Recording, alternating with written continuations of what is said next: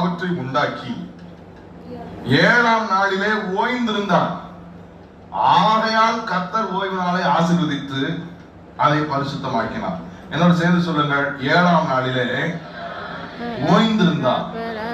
ஆகையால் கர்த்தர் ஓய்வு நாளை ஆசீர்வதித்தார்.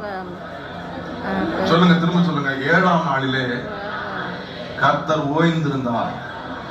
ஆகையால் கர்த்தர் ஓய்வு நாளை ஆசீர்வதித்தார். எதனால ஆண்டவரை ஆசீர்வதிச்சீங்க? அந்த நாள் நான் ஓய்ந்திருந்தேன். அந்த ரெஸ்ட் எனக்கு ரொம்ப பிடிச்சிருந்துச்சு. இந்த ரெஸ்ட் என் பிள்ளைகளுக்கும் ரொம்ப தேவைன்னு சொல்லி தான் அந்த நாளை நான் ஆசீர்வதிச்சேன். ஹலோ, இந்த ரெஸ்ட் என் பிள்ளைகளுக்கு ரொம்ப தேவை. இந்த ரெஸ்ட் நான் ரெஸ்ட்ஃபுல்லா இருந்த நாள்ன்றதுனால தான் நான் ஆசீர்வதிச்சேங்கிறார். பிரியமானவர்களே, whenever you are restful in his presence, you are getting blessed. நீங்கள் ஆண்டவருடைய சமூகத்தில் ஓய்ந்திருக்கும் போதெல்லாம் கர்த்தர் உங்களை ஆசீர்வதிக்கிறார். ஆமென்.